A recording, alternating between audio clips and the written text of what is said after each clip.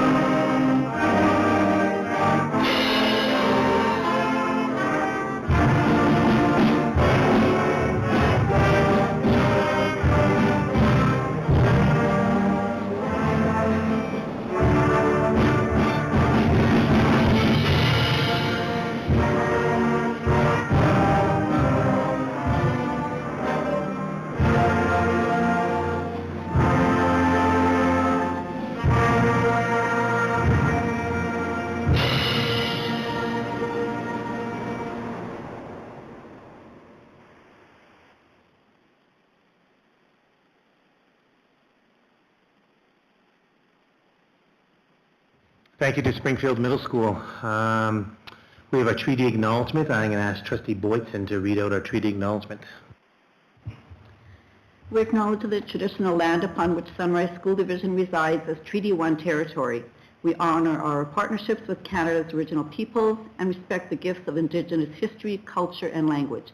We commit to moving forward in partnership with our communities in a spirit of collaboration and reconciliation. Thank you, Lorraine. Before we adopt our agenda, we have 8 of our trustees here. We have Trustee Rowan, Trustee Dent, we have Trustee Reed, Trustee Nicol, Trustee Boytson, Trustee Smith, Trustee Harris, and myself. And on the phone, we have Trustee Rowland. As well in the room, we have Superintendent Timko. We have our Secretary Treasurer Thiessen, Assistant Superintendent Fieldberg. We have our executive that's helping us out. So this is Jen Baker. Jen Baker is Kathy's executive secretary, and thanks, Jen, for helping us. And in the gallery today, for all the people, the million people that are online, we have Serena Kloss. Serena is the STA president. We have Trevor Reed, who's our divisional principal, soon to be our new superintendent come April the 1st. And we have 3 people from Springfield Middle School. Certainly welcome to Heather, Shay, and Christine. We thank you for coming out tonight. Have I missed anybody? Okay, perfect. So we're going to adopt the agenda. So be resolved, the board approve the agenda. Hold it before I do that. Well, we have nothing to add, right? Okay. So be it resolved, the board approve the agenda. I need a mover and a seconder. Moved by Trustee Dent, seconded by Trustee Rowan. Any questions? Hearing none, we'll vote.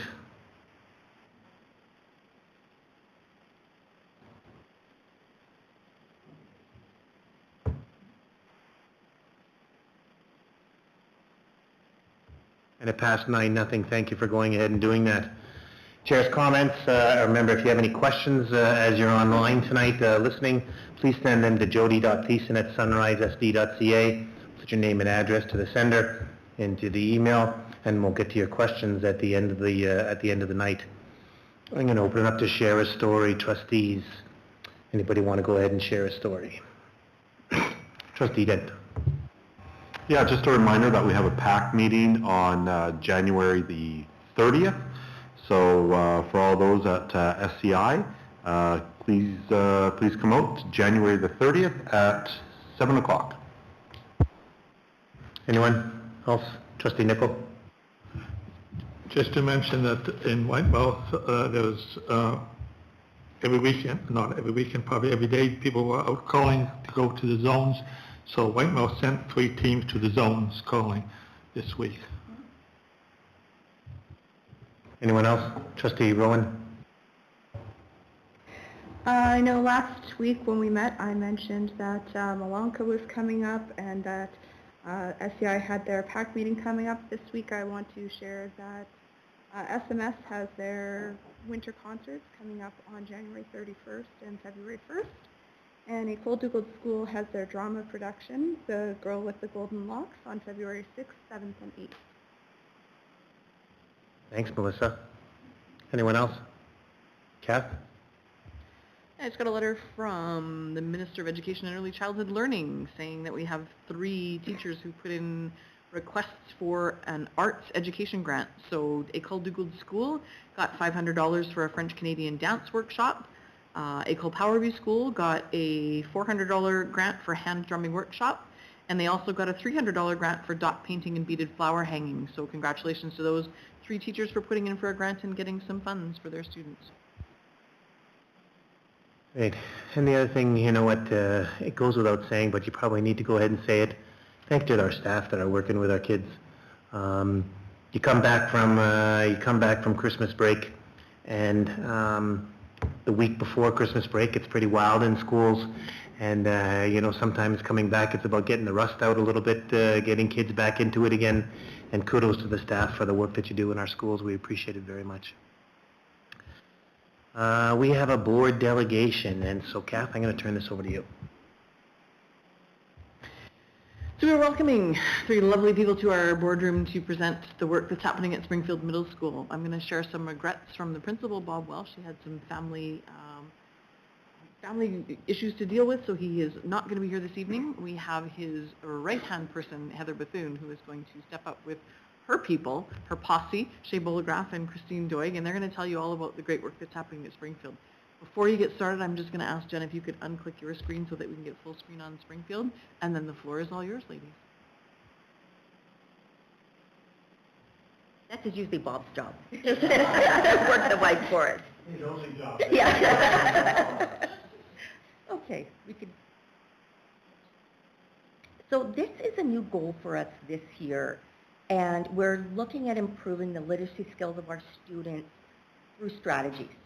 And this goal was very timely this year as we're really getting into the flow of working with Joanna Captain this year, implementing reading progressions, literacy techniques that reach all of our students. So, and really working on the tiers and how do we reach, how are we going to be responsive to our universal, targeted, and intensive learners. And so you're coming in at our first few months, so you're going to hear about our successes and some of our growing pains as we move. But I'm timing us. we all 3 of us talk a lot, so we're trying very hard not to this. Yes, that's okay. And why literacy strategies? Our goal, and again, we have a lot of jargon in terms of our reasoning, but in all, we noticed, and it was noted, that through our various goals, our students were having difficulty with certain literacy techniques. And when we met as a staff to really flesh out what is our new goal, we're starting from a beginning point. I'm going to be honest, at the end of our day, at 3:25, we had walls and walls of maybe challenges, what students were struggling with, and what needed to happen, but we didn't have a goal. And at 3:25, I said, okay, this is what we have, guys. And we had one teacher put up her hand and say, by June 2024, 100% of students will, and she just rattled off our goal, but she was right.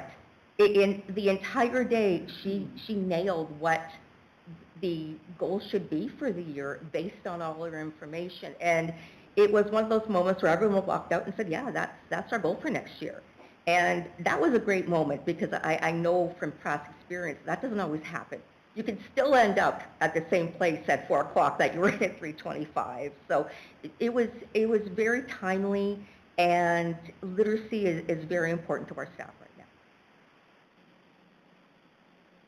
So in helping and supporting our school goal, we are really relying on Sunrise School Division and our divisional personnel, especially Joanna and Alan.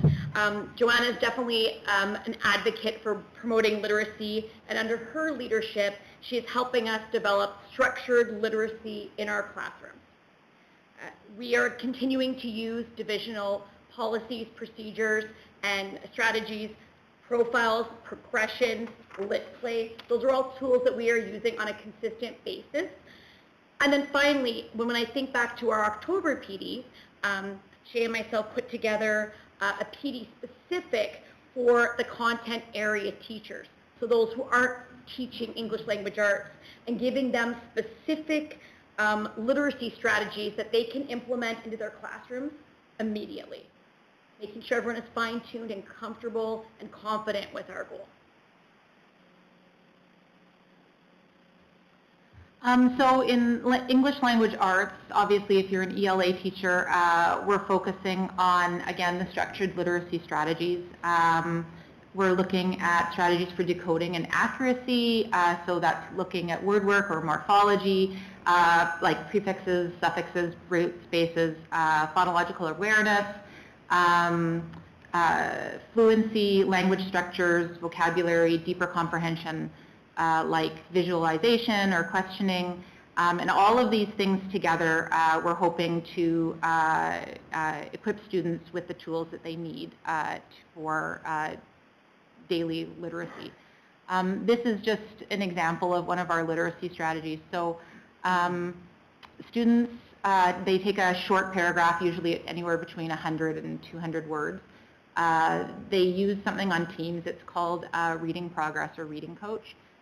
It records them reading out loud, and then they get feedback. So it gives them back how many words correct per minute and what their accuracy rate was. It gives them up to 5 words that either they mispronounced or they had a large hesitation or omission on it, so they can practice right away. So they do that, for example, these are 2 of my kids.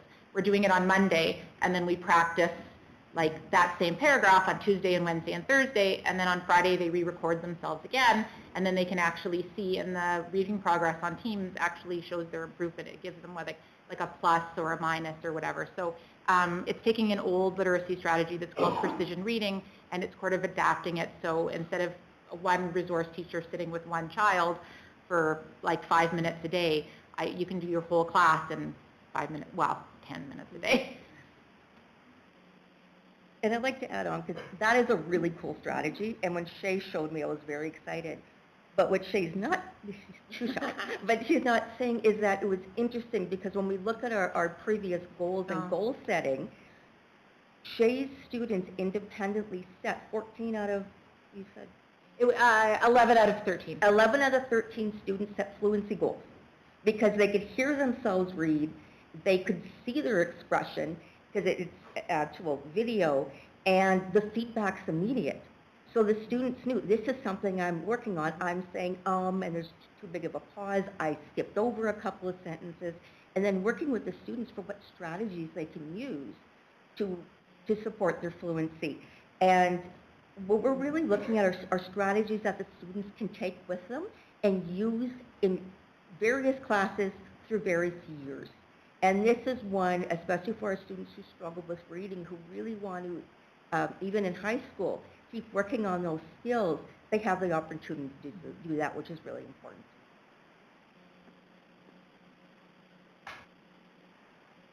Okay. So I think all 3 of us are going to speak on this one. But, you know, we took a look at where our evidence is of progress right now. And we're looking at the successes of our content area teachers, really delving into some of those literacy strategies with our ELA teachers and taking that on, and that was really important. We're doing a really good job with our classroom profiles. and supporting teachers to get information from other teachers, like the content area teachers, to sit down and chat and really go through those strategies and where students are experiencing successes and where they're struggling. And that's been really wonderful working on this goals also. There's, again, setting literacy goals. We're looking at, again, having Joanna work with us on those baseline assessments and the classroom profiles and literacy strategies as a whole. And that's been really nice having Joanna and Alan in this year. I think that's made a big difference in terms of NAP and working on problem solving and the literacy aspect of problem solving in math. Alan was able to come in and do a residency. So that really spoke to many of our math teachers too, when Alan's able to kind of bring in, work on problem solving and bring in those literacy strategies at the same time. What we didn't talk about a lot here was our data collection. And that's where, you know, it's always one of the hardest aspects of goals to look at. And we've been talking quite a bit about the difference between our ELA teachers and our math science teachers and our industrial arts teachers, because we're all working together on the same goal, is how do we gather the same data? And I believe right now we're looking at making sure we're being responsive to our students and changing the way we teach and supporting our content area teachers as we go in regards to, I'll be fast, so because I have a video. So that has been really fantastic. And so what we've talked about with our content, or we're going to talk about with our content area teachers, we need to take a look at where our students are successful. So are they using that strategy? If it's not at all, with support and independent, and where that responsive teaching comes back, is if they aren't using it, we really have to delve into why and what's happening. Is the student not interested, or is there another reason? And we are also, again, we really love our surveys. So we do a teacher survey and a student survey.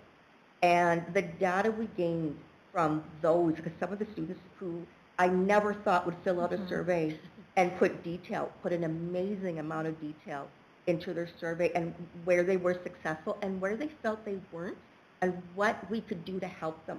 I was floored with how brilliant the students did on that survey. I actually think that the students put more effort into some of the teachers. So the teachers could talk to us, but the students, they wouldn't. So it was their way to really express their own needs and their own wants. So that was really valuable information to have. And the last piece that, you know what? Do you guys want to explain PEAP? This is it's to write a persuasive paragraph or an opinion paragraph. It's a way to support your opinions. It's called peeing, right? So they just think it's funny. So you're trying to write a persuasive or an opinion paragraph. You state a point, and then you give evidence to support your point, and then you explain how your point actually connects with your evidence. So it's just a template or a form that we use, but a lot of us are finding a lot of success this year using it. So we thought it was funny. And that's where we bring in critical thinking again. So again, we're coming up with our strategies. Well, that again brings in critical thinking. Well, that again brings in goal setting. So our conversation is typically including at least 2 previous goals that our school had. And this was really important for Bob today. We are so proud of our Check 3 TV, so he wanted to take a minute. That's why we're timing ourselves really well, because it was really important to him to show this video to you today. I might have to just switch venues here for a second because this is in a PDF embedded, so I'm going to try. Hang on.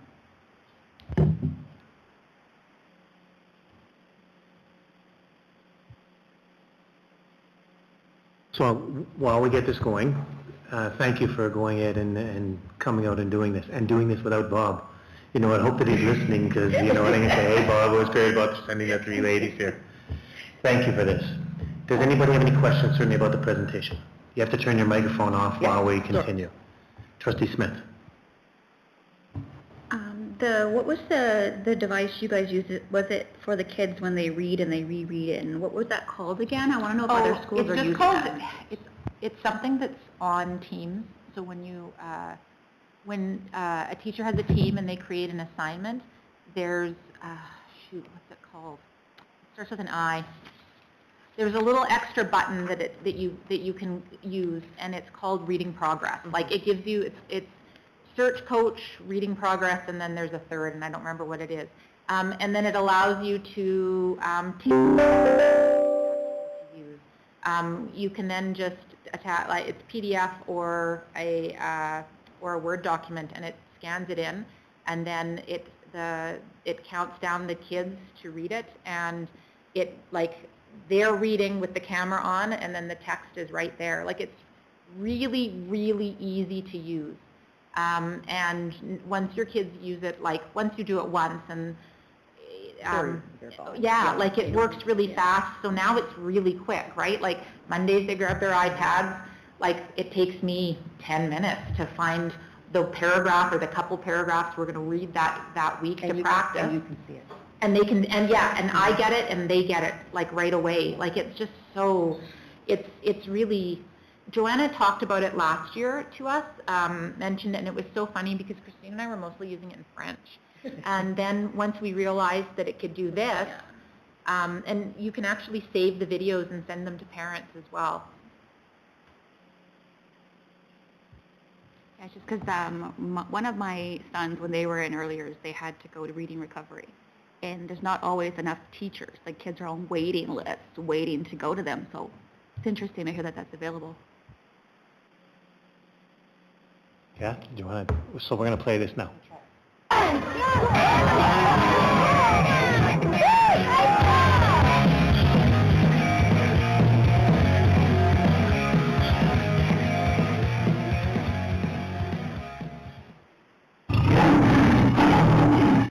Today we will be interviewing the one and only Mrs. Kill. Oh yeah, let's go. Ask you some questions.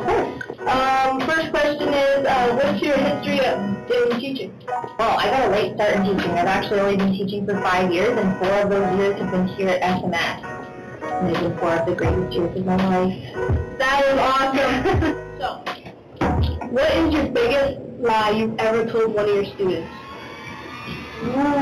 I don't lie. I can't lie. You will see it in my face if I am trying to lie. But I've actually never lied to a student. You said, absolutely, I will wear a leaf jersey if you raise $1,000. And Mr. Ross will wear a Habs jersey if we raise $1,000. And we raise something like $1,500.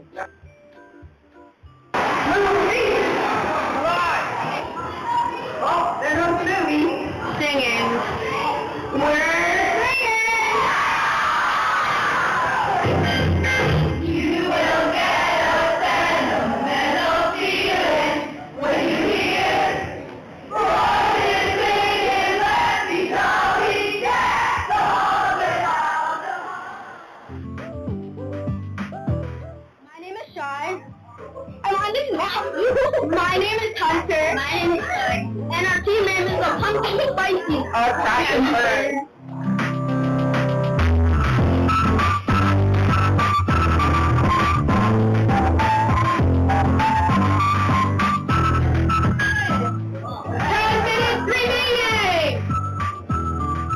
Yes, is hi. How do you feel? I don't know.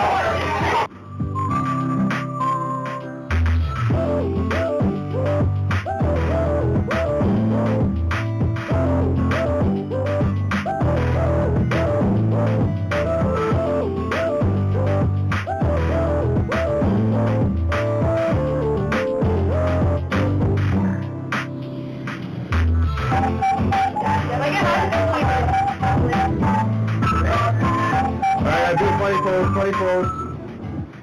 Alright, now do your best pose, your best pose. Oh yeah, this is a video by the way, I'm just letting you know.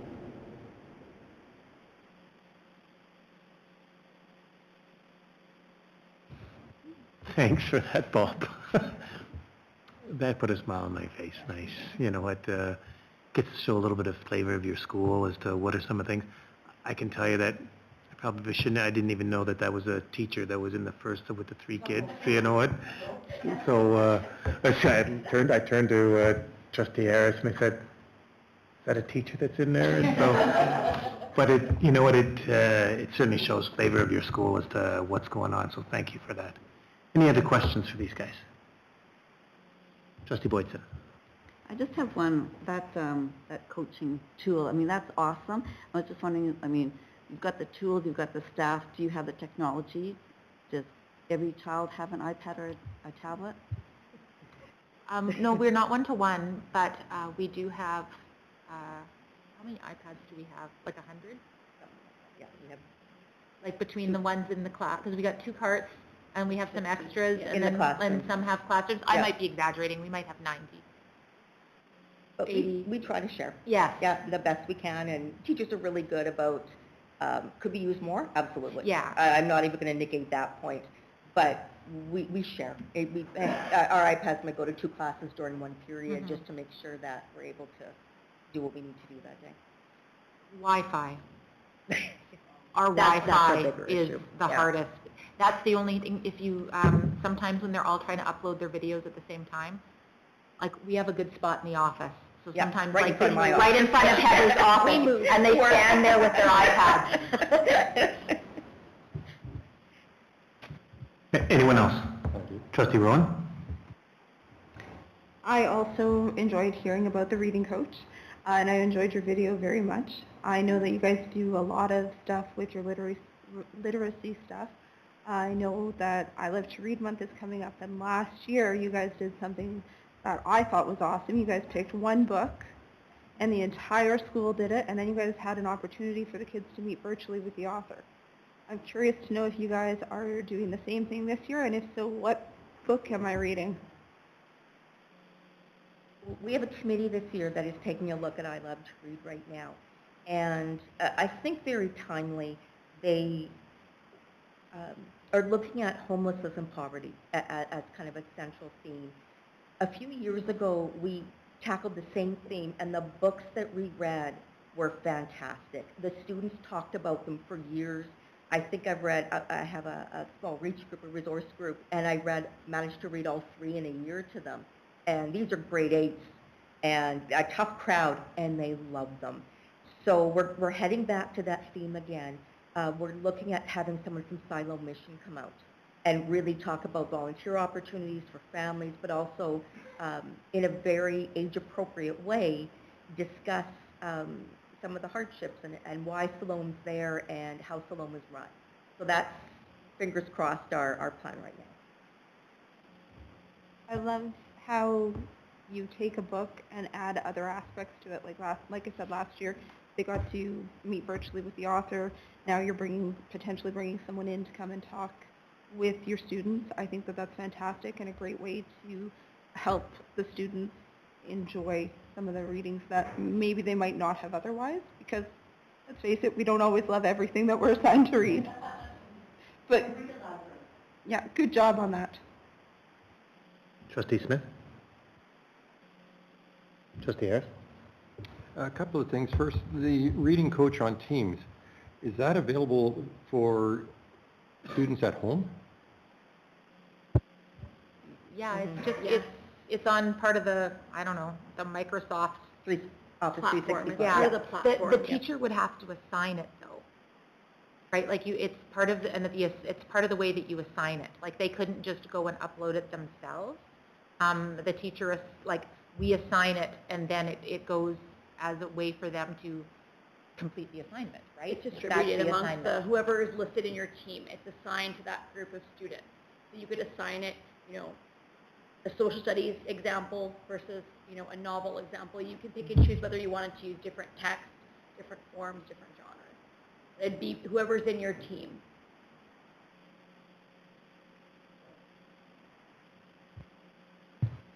So on a snow day, kids could be doing this all day long. Okay. If it's assigned, right. So Scholastic book sales, is that still a thing? Your goal is literacy. Are you seeing an increase in Scholastic book sales then as a part of that?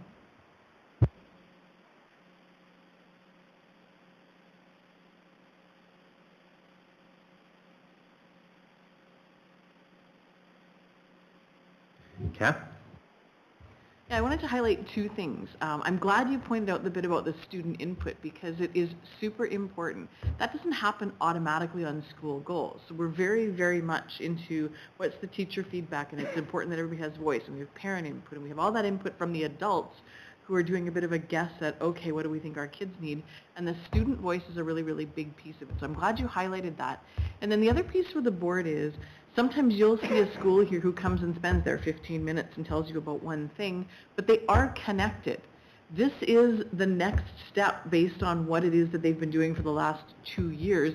And that was something that I wanted to make sure that we highlighted, because this is a goal that you were led to because of the work you were doing in the last 2 years. It's not, we're done that, and so we're going to pick something new.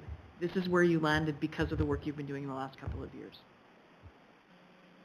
Trustee Smith? At the beginning, you said that you had some challenges.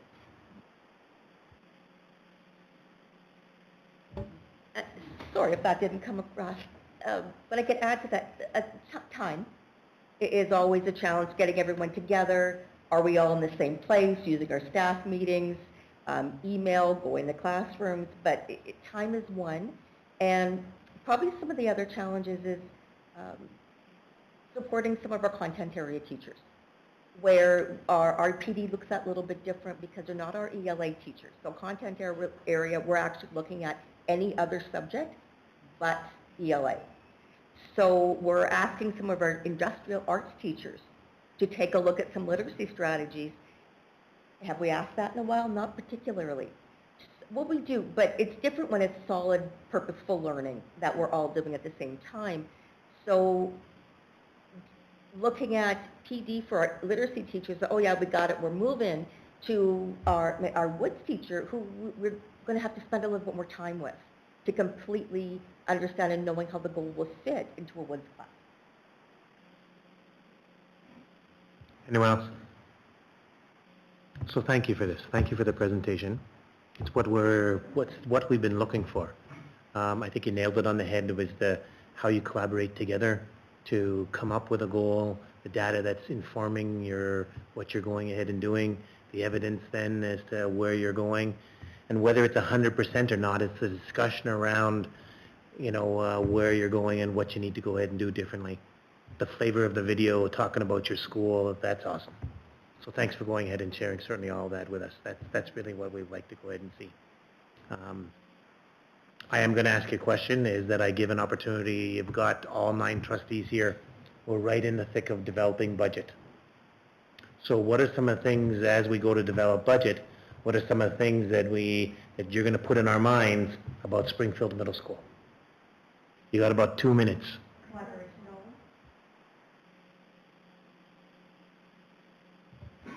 Especially when we're working on a brand new goal. And we've had teachers collaborate left, right, and center. For example, we have 2 brand new teachers to ELA in grade 8. Never taught it before. We need to provide them as much time as we can to collaborate with their peers, with Joanna, to make sure that we're providing them with the most support we can. But I think as we grow and we have new learning on our horizon, that we're able to just give the people the time they need to take a moment to focus on their learning. And that for us is really, really important. And Shay also said, can we have more people? I'm like, oh, we can throw that one in. We can throw that one in too. And Wi-Fi. And Wi-Fi. Wi-Fi. Yeah.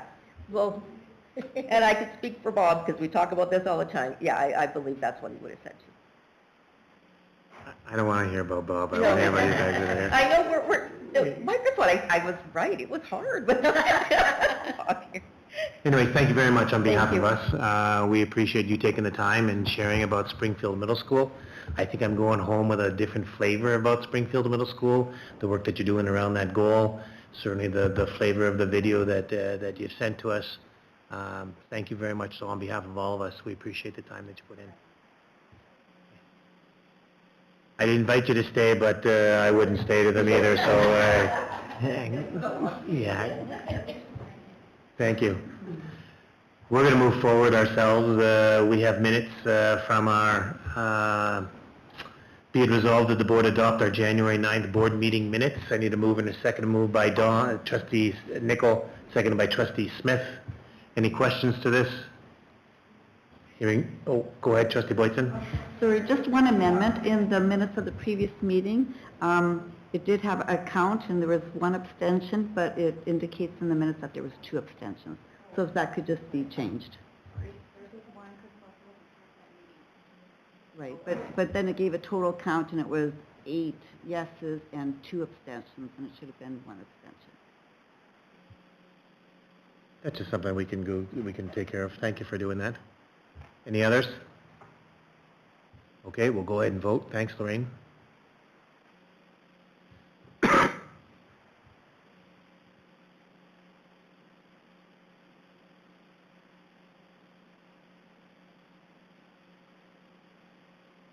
So that passed 9-0. Thank you. We have the superintendent's report. So, Kath, you have two items on the document here. The floor is yours. Thank you. Yep, please. Mouse here. Just wanted to do a couple of quick highlights. Again, we have kindergarten registration, so that last week of January is when we do our formal kindergarten registration. Each of the schools has an in-person registration, but we do it predominantly online. So all of our online forms can be found at www.sunrisesd under Parents and Registration, and there's a link right here that you can click. It asks parents to take a look at filling out the registration form, at choosing a program, whether that's the English program, the French immersion program, or the Ukrainian bilingual program. And what that essentially does is lets the school know that we have a kindergarten student registering for their school. There is more information that they're going to want about your child and all sorts of things, but it allows us to do some staffing, but it also allows the school to reach out around kindergarten orientations and other packages and learning bags and those kinds of things.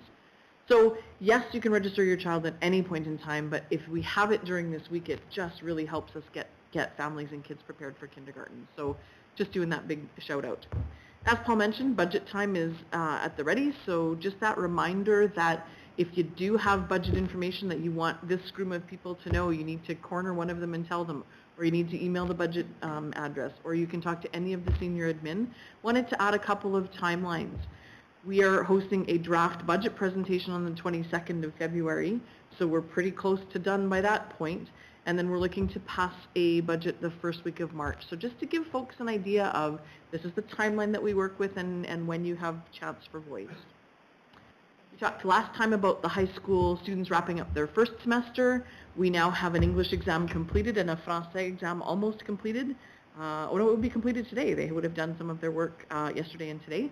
And then the week of the 23rd, 24th, and 25th has our math exams happening for provincial assessments. Last thing is you have another attachment on here, and I've given the link for, is each year every school division does a continuous improvement plan. And it is kind of this amalgamation of all the work we do here in Sunrise. It talks about the same reports that you guys would see throughout the year, like the K-8 report cards, like credit attainment, like career development, like the demographics of the division. What is our EAL population? What is our Indigenous population? It gives an entire synopsis of all of the things in the division. And we have a group of folks coming out to visit us on Thursday. And they will meet with myself and Trevor and Lars and Jody Bulgosh, our divisional principal, and we'll walk them through the document and they'll give us pointers and they'll ask questions and then they'll be able to make sure that we're on track with that. It goes up on our website every October 30th, so it is an annual event, and then the province comes out and gives us some feedback on how we're doing with that. And unless there's questions, that's my report. Trustee Smith? It's kind of a side question. It's been a while since I had a kindergartner being registered. They have to be what age by what time? So parents... I feel like they have to be I want to give the right answer. They have to have turned 5 by the December 31st of their year that they would turn 5. So students who are turning 5 this January register for kindergarten and all the way through the 2024 school year. I feel like that criteria is on that website as well. There's a little link that would give parents exactly. So if I happen to be not giving it correctly, there is a little link you can click on there.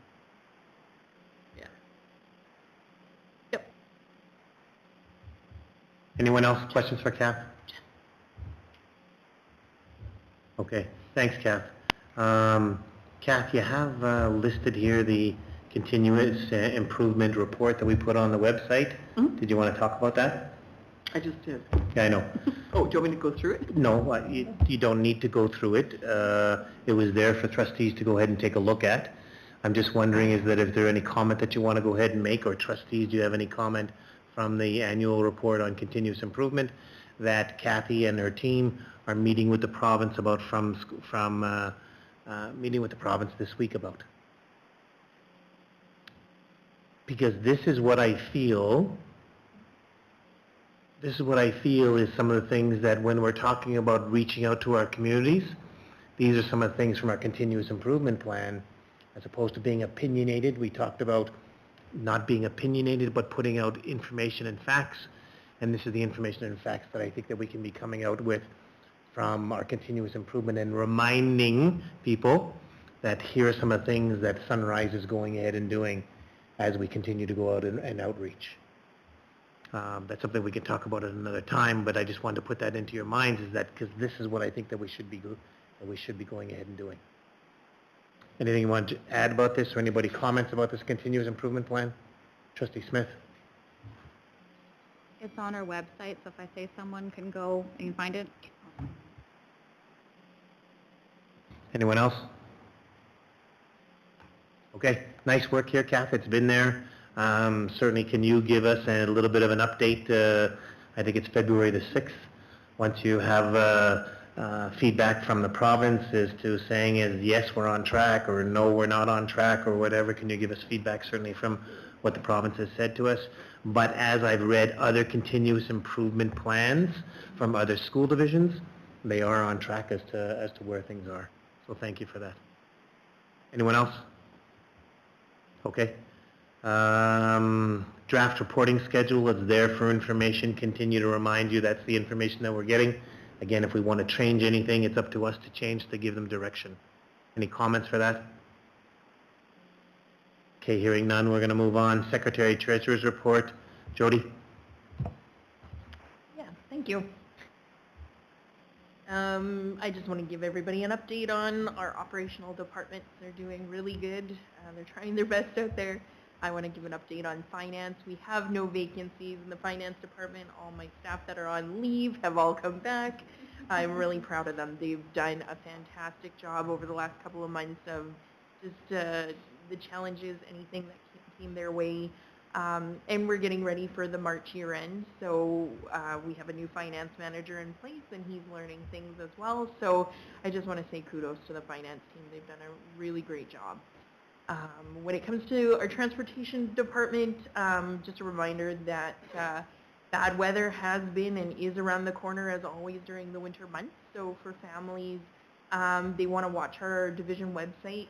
We usually put out a website announcement just to say that buses are running maybe about 10 to 15 minutes late. And usually there's a phone message that gets sent out when the wait times are longer than 15 minutes. So just a reminder. As always, if there's other questions that they have about transportation, feel free to reach out to the transportation department and they can help you. As for maintenance, still following up with some of the capital plans, Beausejour Early or Ecole Edward Schreyer School. We're working on a deficiency list.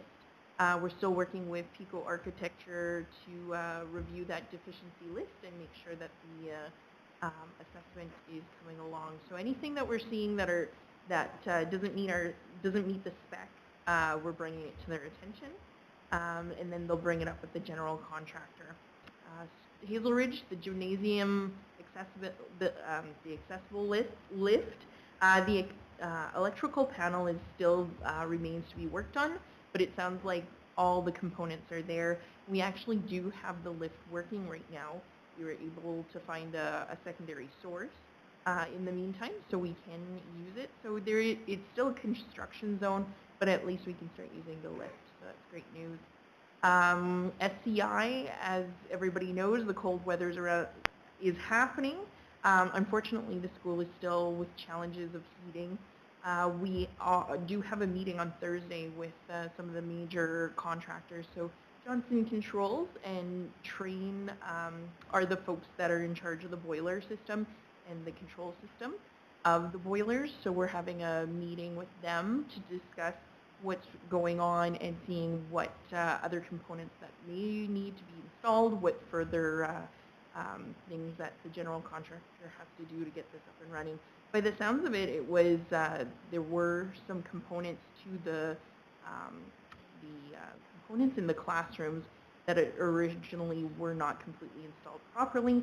That was fixed, so now it's coming to the control system from the boiler to the classroom. So we're hoping to have the people that are in charge of those two components to start talking to each other and working it out. So a very important meeting happening at the school on Thursday. Other than that, I think in the later part of the report, I do have some information on our propane buses. I believe there was a question a while back just to know how our propane buses are working. So we do have 4 buses on the road. The plan is to have the 5th one on board this January. It sounds like it's up and running right now. We did have an upgraded propane station installed. I know the report says August 2024. It's August 2023 that the upgrade was done. The propane station, when it first was installed, was built to old code. We've gotten it since then to current code, so it's all good there. We noted some of the efficiencies that we're finding, that the cost for propane is less than fuel or for gas and diesel, so we're seeing a cost savings there right now.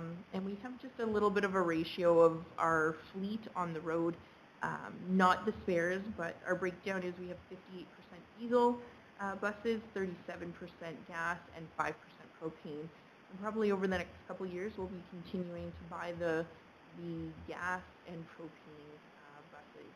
So far, when it comes to maintenance with our propane buses, it's regular oil changes, so we're not seeing a lot of long-term maintenance right now just because they're so new, but we hope to do a really good analysis in the upcoming future that we can see. But right now, it's just the regular maintenance of oil changes. Thanks, Jody. Any questions for Jody? Trustee Dent?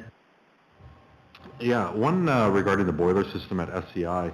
I'm just wondering what kind of impact that has on the students. What are we looking at for kind of air temperature at the school, being that we're in the throes of winter, and if we're at that point where we're just getting folks together to decide kind of who owns what responsibility? Probably an unfair question as to what we feel a timeline is to get that ratified. I know, I'm sure the principal could explain the real impacts because I'm not at the school on a day-to-day basis, but I do know we have heaters in the classrooms where we can't get the temperature up to the right comfortable level. We've also had some classrooms that are just extremely warm. So I understand from the early fall time we were able to adjust them and find some of the causes for the extreme fluctuations, but at the same time we have had a number of companies since September looking at the matter. One was to balance the system, another one was to make sure that all the components are up to code and warranty, but now it's to the point where we've kind of eliminated all the other issues, and we're getting to the end of the questions of now how can we make it work. So we've eliminated a couple of scenarios, and now it's just the two components need to talk better to each other. Anyone else? Trustee Smith? You'll just have to remind me regarding the propane buses in the repairs in the future. Is there, or do we need to get someone trained to work on them in the future? No, what I understand is other than currently there's going to be warranty work. If it's under warranty, we take it back to the dealership.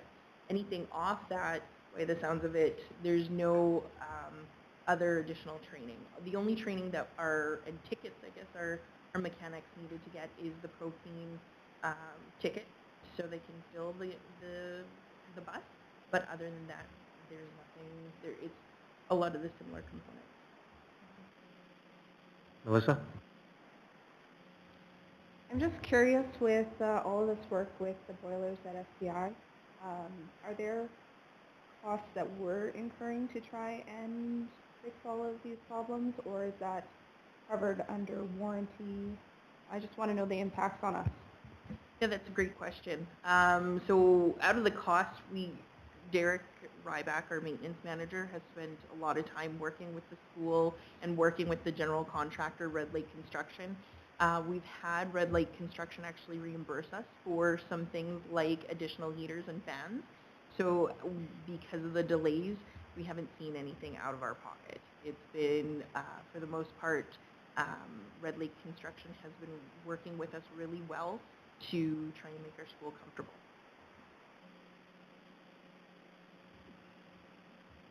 Jody is somebody that signs checks for Red Lake Construction. I would love to come to the meeting on Thursday. Obviously, I'm not going to go. But I think that tell them that there are some of our trustees that would love to go to these meetings because we signed the checks and we're not happy. And I know you're not happy either. But we need to fix this problem that's there. It's been going on. Our staff have been great about it. But when you have a classroom of 13 degrees and a classroom of 31 degrees and those kind of things, it's not great for our kids. And so I think that, yes, thanks for the work that's going on with Derek. But from my tone, you can hear is that it needs to get fixed, and do whatever it can to get it fixed. Is really what it's enough. Let's get it fixed, and it's not about, well, it's not my job. It's not my job. Get it done. Fair enough. Okay. Yeah, that's why we're going to have that meeting on Thursday and hold everybody accountable. Good. Thanks, Jody. Anyone else? Anything else for Jody? Okay. Thanks for the report, Jody.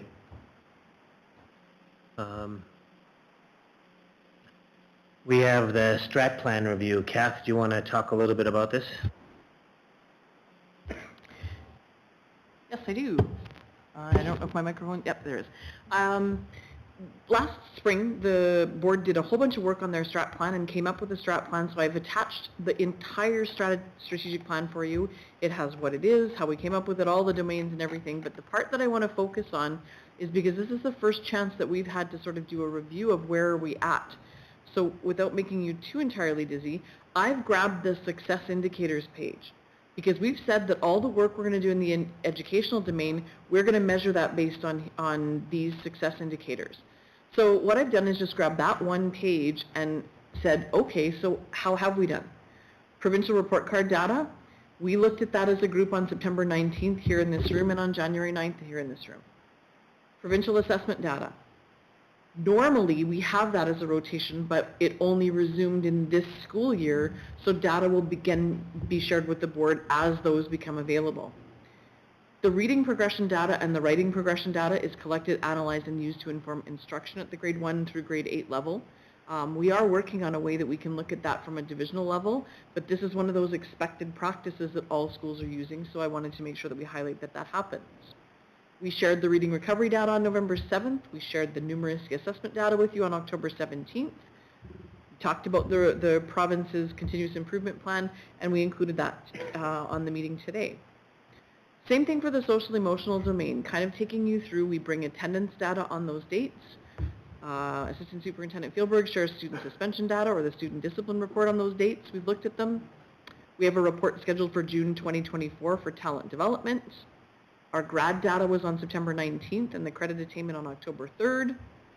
School community reports. So every school website has their school community report, and then also on ESB in the library, each of the trustees has all of that in one particular place, so you can just go look at all of those. And then our divisional community report is shared on the website and also as a board report. The share a story tracking, we have the highlighters from each meeting on the website, but I would highlight this as a place where if you wanted to look at that and say, hey, what are the stories that we are sharing here, and is there a better way that we want to sort of consolidate that information? The relational domain is one that I think we've rightfully highlighted as a priority for the board. You've talked about this and said, hey, our community engagement is one of those pieces that we want to work on. So we do have a review and revision of our board planning cycle annually by the policy committee. We have municipality and town meetings. We've attended one last May 8th, and we attended one this October 23rd. We have another one coming up on February 12th. So we do engage with municipalities and towns. Career development data is within that continuous improvement plan. PAC meetings, all of you as trustees have come here and reported on them, but you're attending PAC meetings, and we provide status updates here in the room. The early years assessment data you saw last meeting on the 9th. Again, the community report's a divisional report. This last one is the important part, community engagement data. The board has highlighted that this is a priority area and are working on print media submissions, learning more about social media interaction, and have formed a land planning ad hoc committee. So those are those beginning steps to how do we do student engagement, and this is sort of the first shot at informing you, hey, how are you doing on your strats plan? If there are changes to the way in which this is reported, this is the first crack at trying to share with you how you've been doing or where we're at. So wanted to just toss that out there and say, this is what I see as the work you're doing and how it's going. So the question is, we need to probably find a time. I don't know if it's tonight, Kath, but we do need to find a time to talk a little bit about this. You've given this to us now, and we've had a chance to read it and digest some of that information. But I do think that whether we need to find a learning session time or whatever for us to have this conversation around this, because this is what we own, and we need to go ahead and do that. So I'm open to suggestions for people as to what it is. Is it something that we want to go ahead and take 30 minutes, you know, a learning session time, etc., but what do we want to go ahead and do? Open the floor.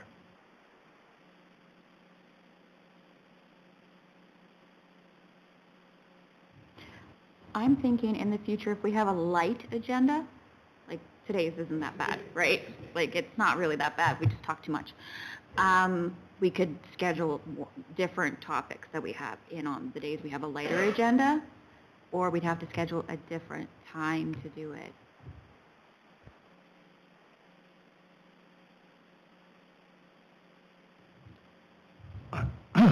I used to find it useful if we would have a time, because you say, let's do it if we have time, but you don't have time to prepare it, otherwise you got to prepare it every week because you think you might have it. So I prefer to have an evening, and we talk about, or 2 evenings or 3 evenings, it doesn't matter. That would be my preference too, is to even have a day. I know when I was on the board before, we did have almost like a PD day where trustees spent a whole day together and came up with ideas and suggestions on what we want to see and where we want to see the division going. And I think in order to really wrap your head around something like that, you need not just an hour here and an hour there, you need to spend some good quality time. So that would be my preference, is to put aside some time to do this.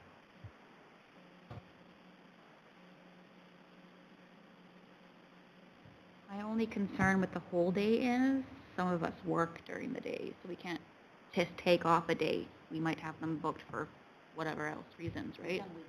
We have? Oh, okay. I also wanted to maybe mention that, you know, Paul, you sit on part of the MSBA executive, and I know they've been working on a strategic plan for the whole MSBA organization. Some of that alignment between the work that you're doing as a school board in line with the MSBA may be an important piece.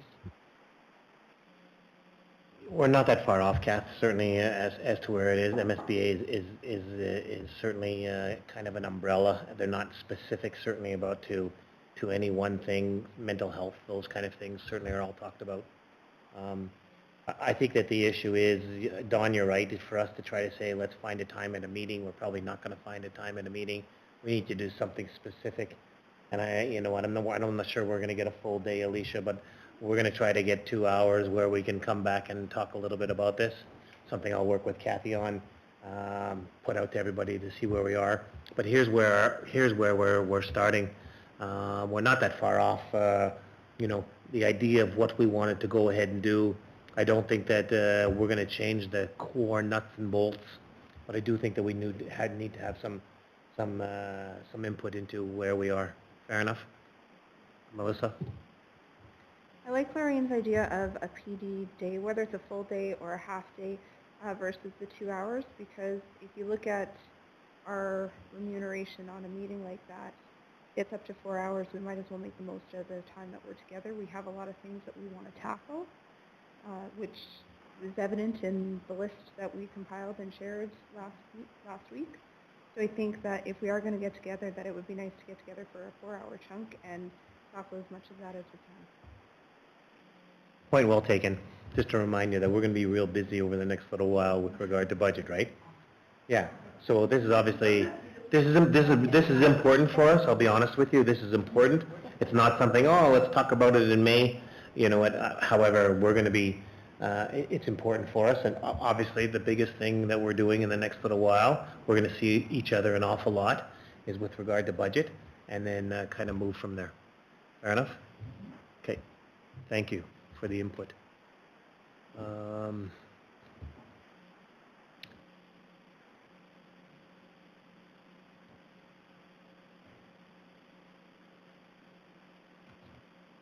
Student engagement activity report. I think that you put it together, and I think, Kath, what you said was, schools got to look, and they got to see what other schools are saying and go, hey, I do that over there, so we'll put it on my report, and hey, I do that over there. And I don't think that it's ever an exhausted or all-encompassing, or to trying to say, oh, Oak Bank, don't you do this, and Whitemouth, don't you do that. I think part of it is a little bit of an inventory that we were kind of looking for, and what are some of the I think you've brought it up a lot, Alicia, is that are there some things that are going really well in some schools? I'm going to use the decoding thing that's going at Dugald School. You know, it seems to be going great there. You know, and as you put it out, and some of the other people are going, should that work at our school, or those kind of things. It's got to work for the individual schools too. So thanks for certainly putting that information out. Don, you have a question, and I'll go back to Kath. Well, it's not necessarily a question, but I found it very useful, but if the audience was for me, then they didn't achieve what they wanted to, because I don't know what MIG means. I don't know what logs mean. They're using acronyms they know what they mean, but if the audience is for me, I would like them to go and put the acronym beside it. What does logs mean? What does MIG mean? What does, like, grade 5 camp at Nunavik? Well, I understand that. I know what that is. Terry Fox Run, that's pretty clear. But when you have something like MIG, I have no idea what it is. So to me, it was useful, but it wasn't as useful as it could be. And I'm just talking about improvement.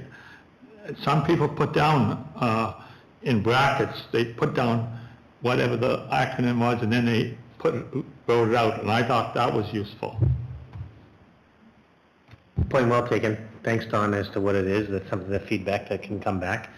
A reminder, this is the second time it's come out with us, right? And part of it is that if I was a principal and I looked at the first time and I go, oh, people did this and they did, I would have never thought to put that down. And so when any school is saying, oh, this is going to the board, people go, oh, not that they get prickly or anything, but they all, I want to make sure that I'm showing the stuff that I'm doing, because don't think that we're not doing stuff. So just be aware of that. Is that a fair comment? Go ahead. I think they're all fair comments, and again, I think the last part of the report is throughout the process of sharing the report with the board. My hope is to review and refine the information so that we get a clear and concise idea of what do we want it for and what do we want to use it for.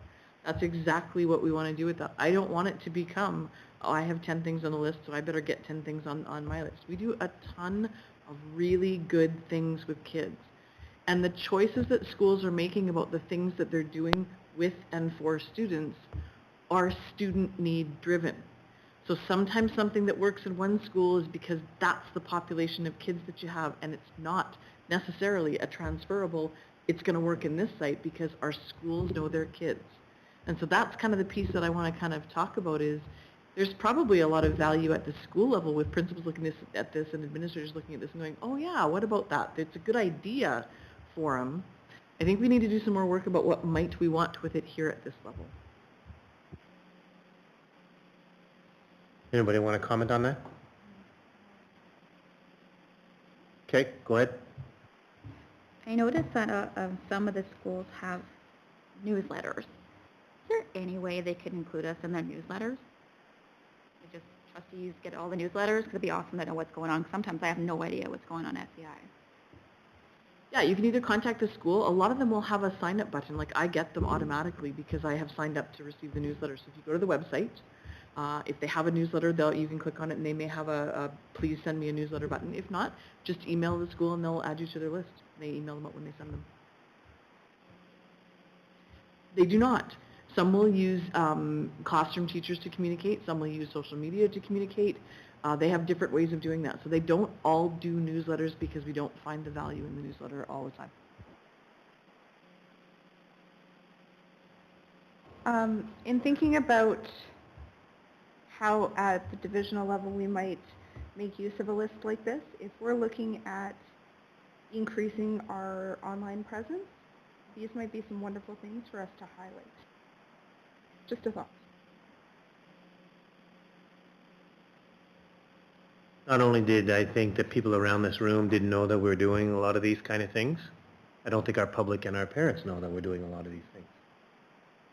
And, you know, often sometimes we get a little bit of, that school's not doing anything. You know what? They are doing lots. Part of that, I think, though, is some of the things that maybe what, you know, as we're talking about reaching out and communicating and doing, putting in an article, maybe that's some of the things that we want to go ahead and get away from. I'm going to use the word opinion because you know what about, but it's really about information. A lot of the information we can just take from the stuff that we're getting, from our continuous improvement plan, from these kind of things. Did you know? I would, you know what, as I was thinking about this article, I was also thinking about a title, Did You Know? Because there's lots of things that parents don't know that we need to be, I think, you know, sharing, certainly with things, some of the things, something to think about. Anyone else want to comment? And again, Kath, I never took it as, oh, this school is doing a lot more than another school. I took it as, from Alicia's comment, as really wanting to know what we're doing in our schools. I took it from why we do school tours, is to get a better understanding from our schools about what are some of the needs and some of the things that they're doing in their schools. And I think then when we come around to making decisions about schools, you know what, we have a way better understanding. It was never understood, and I don't think it was understood around this table, that, oh, wow, this school is not not doing enough compared to that other school. That was never my understanding from our discussions. But thank you for sharing that. And certainly share that to school principals. It wasn't about that. It was really for us to get a better understanding. This group here wants to know about schools. When we go to schools, we want to know what's making them tick. From these things here, they're talking to us and we're getting, you know, a picture of, today we got a picture of what they're doing academically with their one goal, but we also saw a little bit of flavor of their school with that video. So that was pretty cool. Do we really have to talk about bus purchases? I guess so. So the floor is yours, Jody. Much appreciated for your time to talk about buses tonight. I'll pop the report up here. I wanted to bring to the board's attention, there's even a recommendation and a motion, a suggested motion, if should we want to proceed with the recommendation. But during our conversations for the 23-24 budget preparation, we did discuss, should there be a surplus at the end of a year, we should be considering to fund our bus reserve to use it for future purchases for our transportation department. So I identified some of the pros and cons that are going on in our world of bus purchasing. We've had motors that have blown. We've had estimates between $37,000 to $50,000 depending on the component to replace that motor. We've had purchased some buses to the point where we've now exhausted our reserves, the balance. Once we write those checks, our reserve will be down, completely depleted. We've been getting feedback. The provincial bus tender has closed, I believe, as of Friday. But the feedback from the manufacturers are it's going to take about 12 to 16 months for the time you order your bus for the time it is received. So if we order it today, we'll get it another fiscal year from now. So we've talked kind of what the landscape's going to be. We've had a trend of bus motors blowing and aging of our fleet. The conversation was at the end of the budget discussions for 23-24, should there be a surplus, the recommendation would be put it into a reserve. When those monies are placed in the reserve, myself and the superintendent and the transportation manager, we'd like to consider purchasing buses off the lot. So we have that option and flexibility that we can purchase something immediately should our fleet be reduced, and it'll take time before the next bus is ordered and shipped to us. Even having the option to purchase a replacement motor, our maintenance budget will we are seeing pressures from increasing inflation, then it'll allow us to do maintenance. But should we have a number of motors blow just like we did a couple years ago, I think we replaced 4 motors one year. That is not possible. So there is no real cushion in our reserve. What we'd like to also consider is purchasing from another school division. Most of the school divisions around us, though, we've had conversations, they're much like us. They'll drive it into the ground until we can't use it anymore. We get to the point where we'll start taking parts off. We'll park them in the graveyard and then start taking parts off of the bus. Should we decide to sell it, we'll sell it as scrap metal or maybe put it on surplus sale. Yeah. See if they need any parts. And then the last is always to consider purchasing from the provincial tender, but then we're put in the queue. So as long as we're early in the order, we're early in placing the order and passing our board motion, we're early in the queue that maybe we can beat out other school divisions. So the idea is if we have some surplus, let us put it into the reserve so we can use it in the event of a rainy day, or if there's something available that we can turn around and go get something. So with that being said, I put a recommendation forward here just to give us the authority to consider putting those monies into reserve to allow us to go and replace some motors or purchasing a bus. That is it. I'm ready for the question. So before we have the motion or whatever, are there any questions? Don, you have your hand up. Well, we can't talk until we have the motion. So I'll make the motion. The motion is... Go ahead.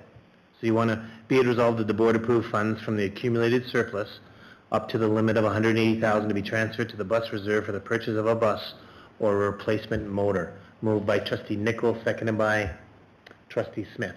All right. Floor is open for discussion. Why do you want to make that motion, Don? Because I thought we should have bought a bus a year ago. And if we had bought a bus a year ago, we wouldn't have had a surplus. And so that's what I'm saying, because we had a surplus. Well, that's what I thought we should have used it for a year ago, and I still think that's what we should use it for. Because we only bought one bus, and according to history, we never bought that few. I think when I read it, it says we either buy 4 or 5 buses a year. Some years we buy 10, and then we only buy 2 the next year, but as an average, it's 4 or 5 buses at least. So that's my reason. Thanks, Don. Anyone else? So I'm reading our current financial situation, Jody. I told you I was going to ask you this question. So right now, and this is in our finance package, so everybody has that. So right now, of the $1.7 million that we have in surplus, $673,000 will be used for this current year's deficit. So we're going to have a deficit of $673,000. Do I like that? No. But we have that deficit. Projected deficit. Thank you. You've also got in there, can we take $183,000 for bus purchases and put into the account? So when I do my mathematics, etc., we have, Jody's put down here, we have $750,000 in our hip pocket. How do I put this? I'm always concerned about what our future liabilities are. So I just want to make sure that we've always been pretty healthy, right? A school division with regard to an accumulated surplus. When our accumulated surplus gets low, my palms get a little sweaty. I hope all your palms get a little sweaty too. And especially with not knowing what's going to come out in the next 2 or 3 weeks. Jody, I told you I was going to ask you this question, and so I'm just, I'm nervous. Is everybody understanding why I'm nervous? Is everyone else nervous? I hope so. So, you're not? Okay, go ahead, Don. If I have $300 in my bank account and my child has no clothes, am I going to take my $300 and buy clothes for my child, or am I going to keep it there just in case something else happens? And this is where we are right now. We need the bus. So that's why, let's spend it now, because that's what we need to spend it for. And the same thing, when I used to work in the community club, when we put on this is very similar, when we put on a fundraiser, if a community club had $200,000 in the bank, we didn't make very much money. But if we had no money in the bank, we got money. We'll always be able to get money. What happened to the, we got $792 last year from the government. How do we know how much money we're getting? No, I'm not nervous.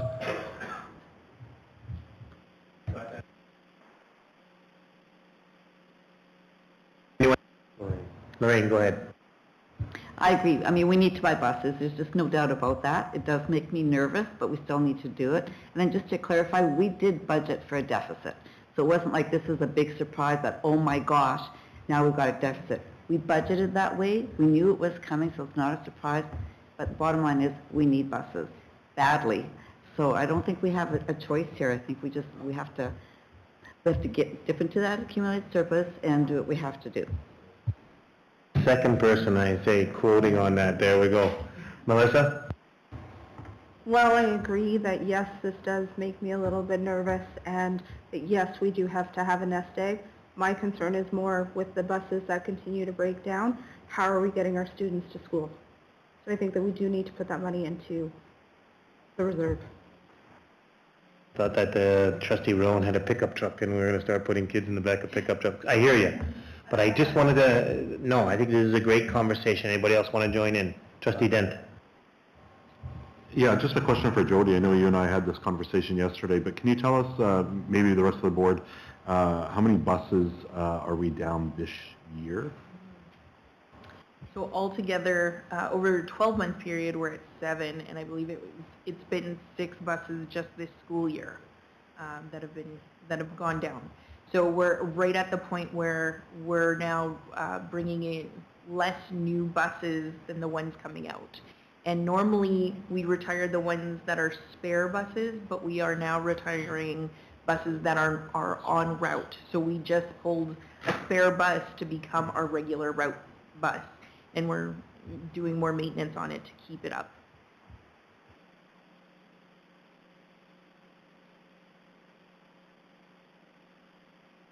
Go ahead, Diane.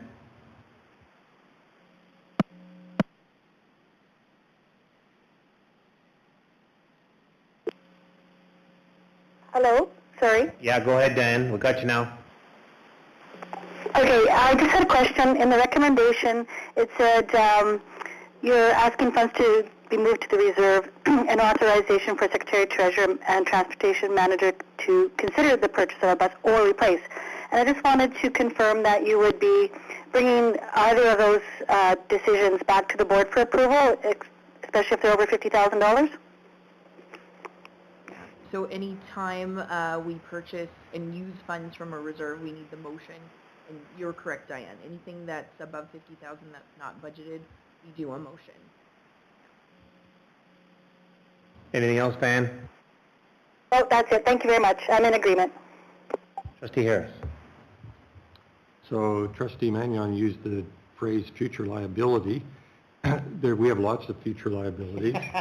And one of them, actually, several of them, are buses. I have to vote yes. Anyone, do you want to add anything? Okay, thanks. Melissa? Jody, I'm curious if you can tell me the difference in pricing between a gas, a diesel, and a propane bus. And if you don't have that tonight, if you could bring it to the budget meetings, that would be fantastic.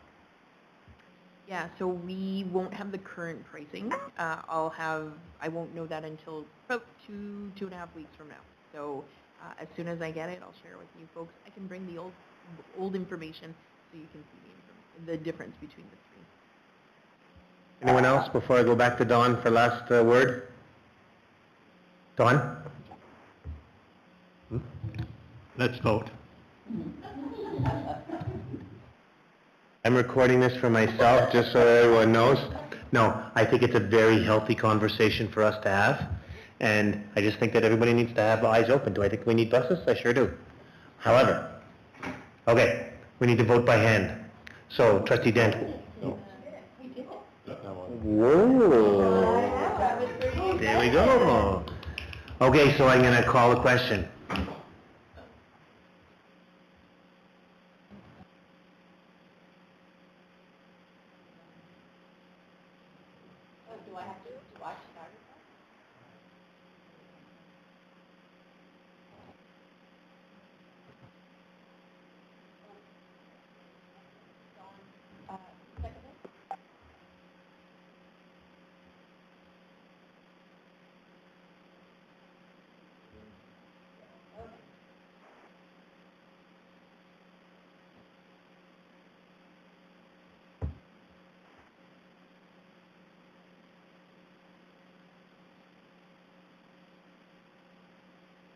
Seems to be, this should be just like, what's that game show where they're tick-tocking? Jeopardy.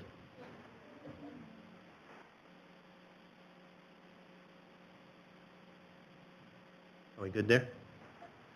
So it passed 9-0. There we go. Make sure I got that recording. 9-0, everybody. There we go. Okay, thanks very much, Jody. Let's move on. Where are we? Expand the agenda might help first. 8-4, here we are.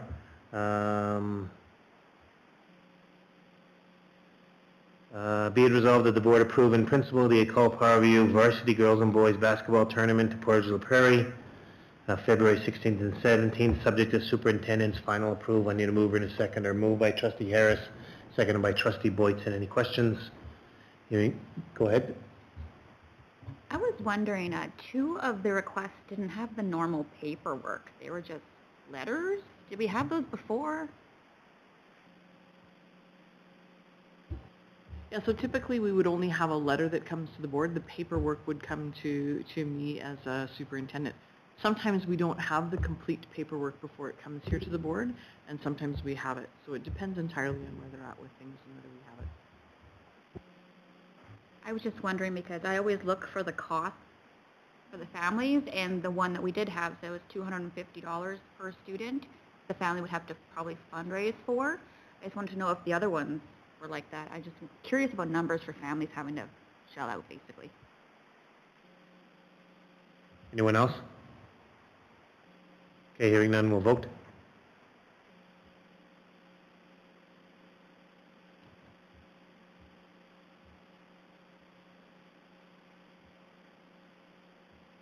Past 9-0. It's a ski trip. 8.5, be it resolved that the board approve in principle, École Parview, grades 6, 7, and 8, ski trip to Assissippi, and staying at the Russell Inn, February 26th to the 28th, subject to superintendent's final approval. Mover and a seconder. Moved by Trustee Rowan, second by Trustee Dent. Questions? Hearing none, we'll vote.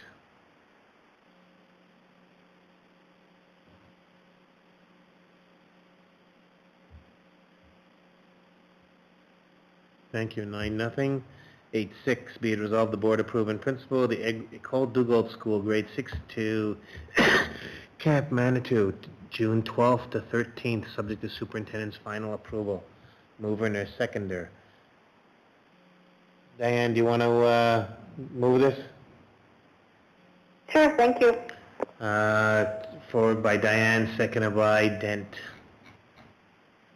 Any questions? Hearing none, we'll vote. You're a smart man. It passed 9-0, thank you. Committee reports. So I'm going to go to Trustee Nicol, Policy Committee. Do you have anything to report? I see there's lots of stuff that's down here, but do you have anything that you want to talk about with regard to policy? No, for the next meeting is in January, at the end of January. Okay, thank you. I see that we have finance. So Trustee Boytson, is there anything from finance that you want to report? No, nothing for finance. Our meeting is on Thursday. A reminder that Trustee Harris is our signing authority for the month of January. I don't think our Education Foundation Committee. We have a meeting coming up on January 31st. That's right, I can read it in front of me. Thank you. January 31st. I happen to be on that committee, so I better get my acting together. Professional development, a reminder that MSBA AGM, March 21st to 22nd. Please get information into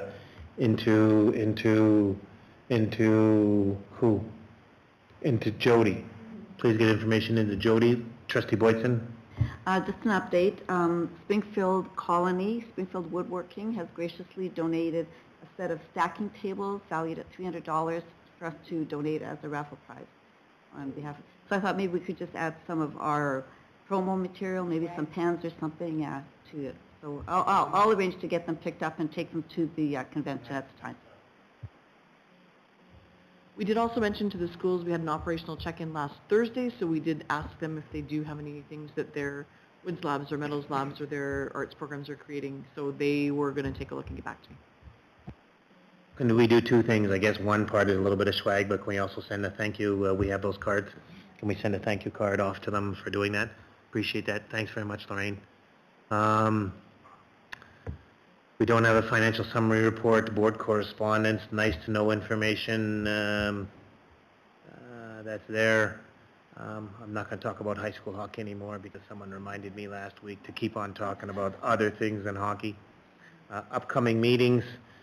Jody, questions from the public. Are there any questions from the public that are online to us?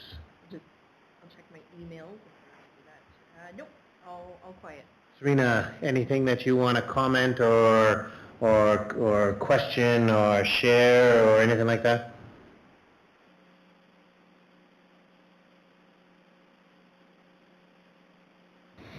All right. Probably that guy beside you's hitting you anyways and say, don't say anything, you know, I got it. There we go. We don't have to move into in-camera, so we're pretty solid here, right? We're done? We do go to in-camera. Sorry, we do go into in-camera because, but we're not coming back, that's right. But I think that we're pretty good, are we not? So our meeting is probably 2 minutes away from being over. We do need to go in camera, and then we'll finish up. Thank you.